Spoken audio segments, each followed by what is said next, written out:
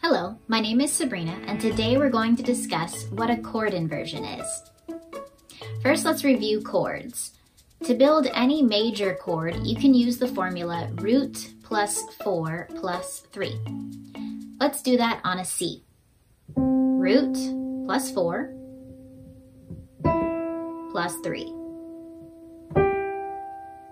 Now, let's invert it.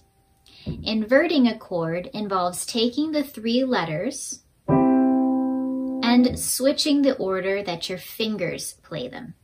So instead of C being the bottom note, let's move it to the top.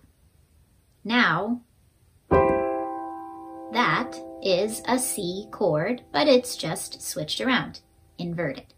So when I invert a chord, I use the same 3 keys, in this case C, E, and G, but I switch the way I play them.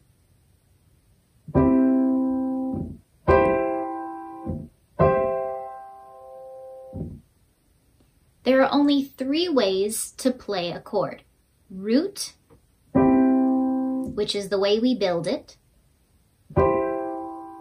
First inversion, which is when the root note is the top letter.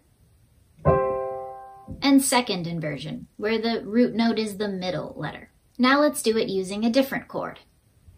If we start on the root note B flat, 4 half steps,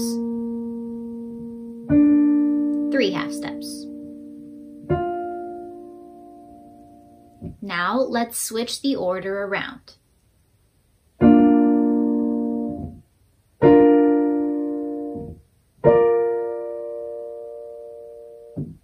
The first time it was root position, meaning the bottom note was the name of the chord. Now my root note is the top letter. And for the last one, my root note is the middle letter. Now a few things about chords. You can use whatever fingering you like, just make whatever it is consistent. If you always decide to use 1, 2, 3, use that all the time for a root position chord. If you like 1, 2, 5 for an inversion, do that in right hand every time. Whatever it is, be consistent, since everybody's hand's a little different. Now let's talk about why we should even bother using chord inversions. When we play the piano, we don't often play one chord for an entire song. It'd be a rather boring song. So instead, we switch from chord to chord. Let's use 2 different chords, a C chord, C, E, G, and a G major chord, both in root position. Look at what my hand will do. C chord to G chord root. That's a big hop. I'll do it a different way.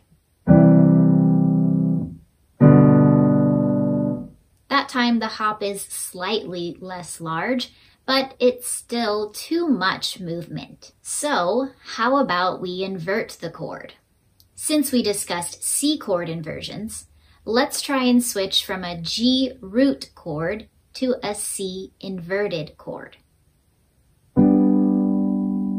Now locate the closest C, E, and G.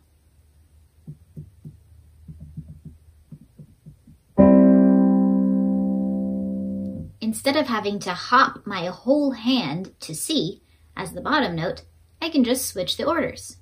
G chord, C chord. So let's review.